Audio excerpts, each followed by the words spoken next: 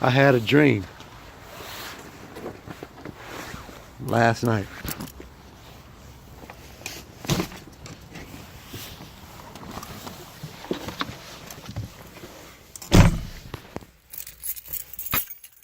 I had a dream last night.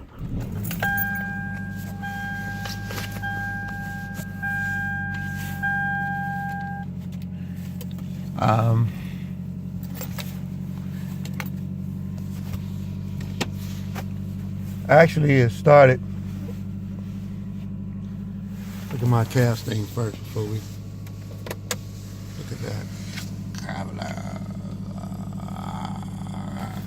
But anyway,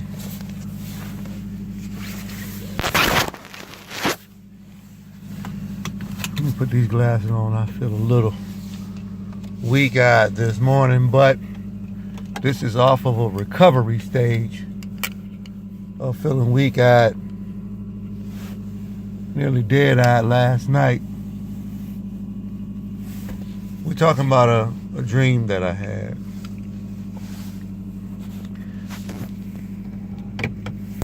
First of all, I went through most of yesterday with a headache.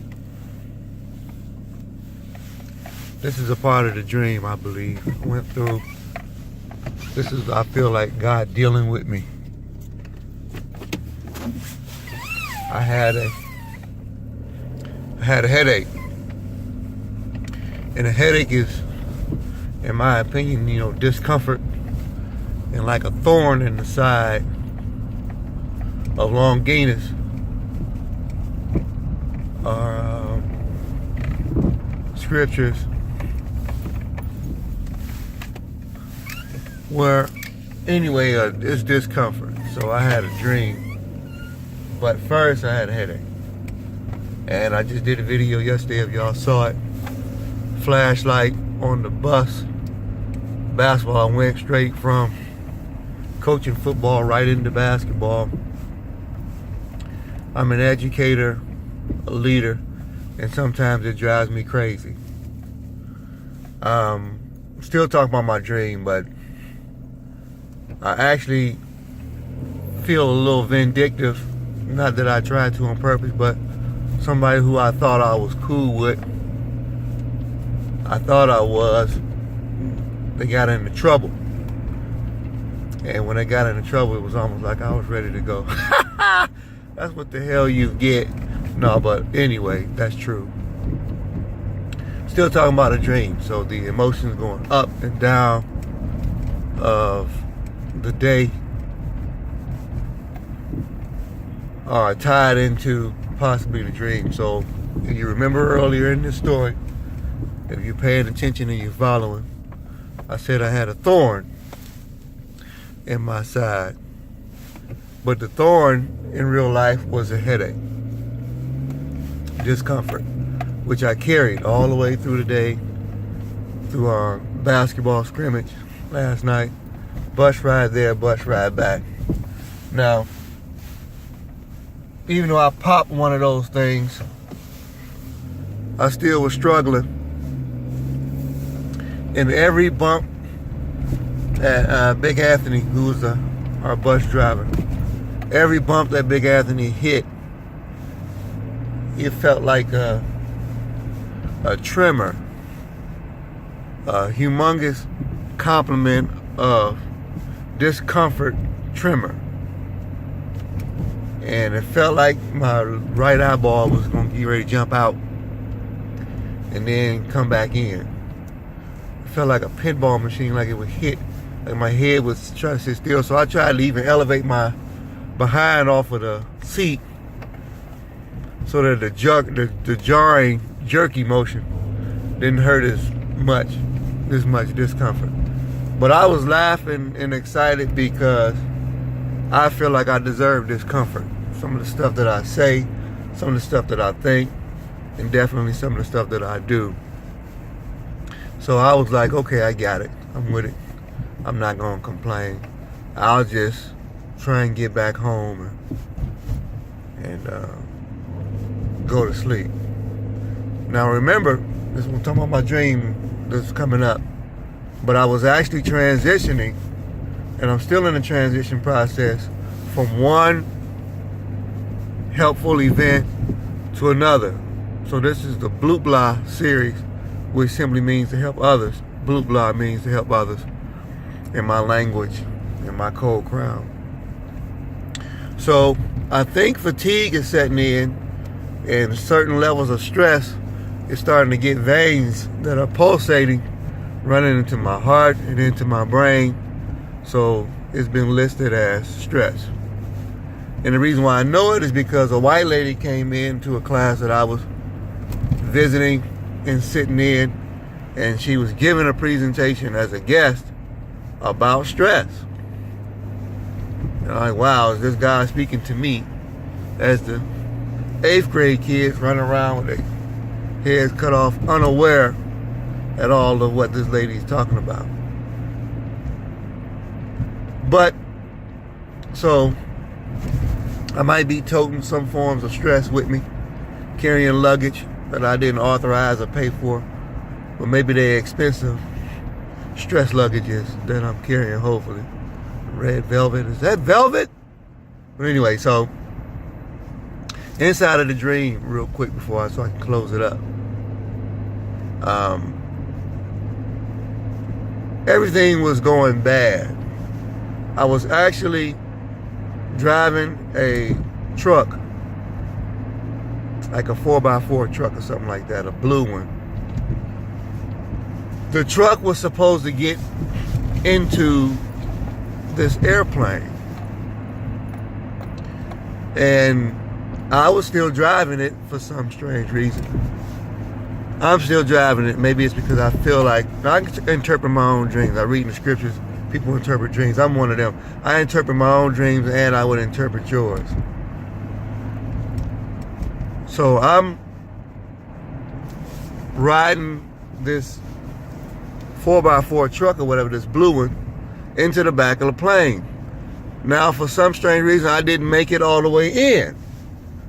And they started closing the doors and everything, and the front part of the grill thing was hooked.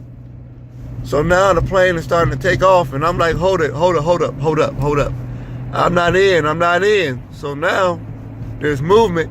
We're driving, and I see some indicator that says, you know, we're getting ready to lift off, getting ready to take off. So I did what any sinless or sinful person who don't believe in Jesus would do. I started praying to Jesus. Right?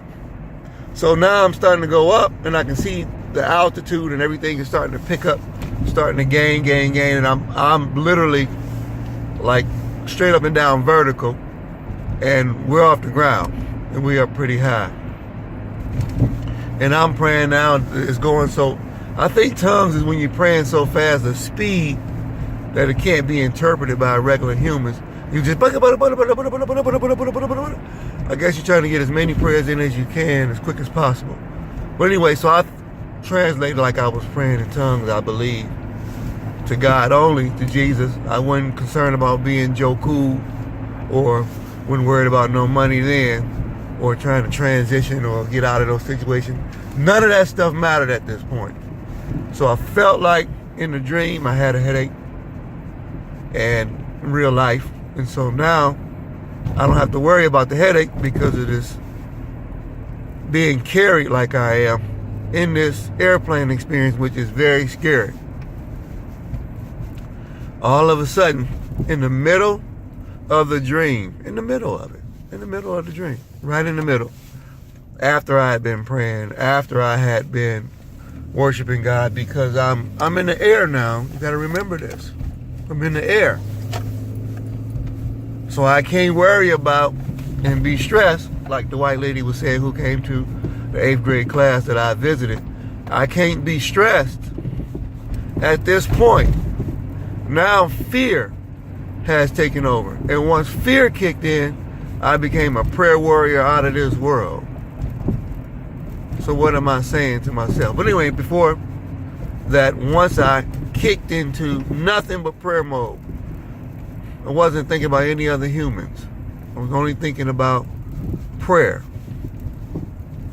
Because if you guys can visualize being vertical and your vehicle's nose is up in the air and the back of your car is facing downward towards the concrete, and you have been lifted off, taken up into the air, what would you do? So this is inside of the dream, but it's real. So after I feel praying and pleading, I was going higher and higher and higher and higher and higher. And I said, I'm not going to make it. I'm not going to make it. And that's where it was like automatically 1 second after that, I was at total peace. I didn't have no headache. There was no white woman and no stress. There was no 8th graders running around. It was nothing but total peace. I'm up today, and when I woke up, for real, I said, thank you, God.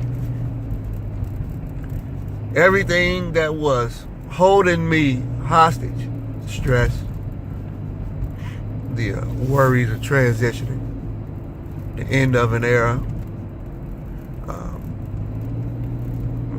feeling like there's no love in the atmosphere, for me, going right into now helping basketball, on the bus ride, fatigued, discomfort in my head,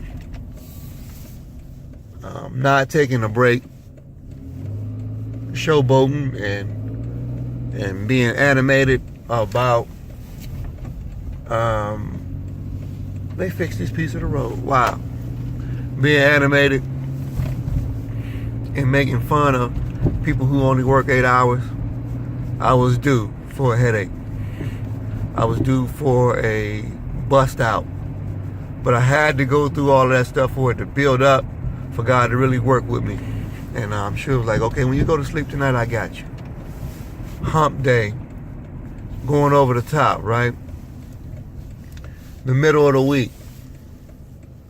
So here I was, and here I am, going through this process, and in 1 split second, not 2, not 3, but 1 second flat, it was gone. It was gone. So I want to say, I had a dream too, just like Dr. Martin Luther King Jr. I had a dream too. I had a dream. And my dream was solved in an instant. So as of today, right now, I don't have a headache. I'm feeling almost like a hangover from all that I've been through. But God is so good that I feel refreshed. I'm going to take it easy today as well and not do too much stressfulness stuff and go home and relax. So if y'all don't see me for a minute or so, just believe me, I'm resting. All right, to get prepared to come back to do something great for you guys again. Ha ha.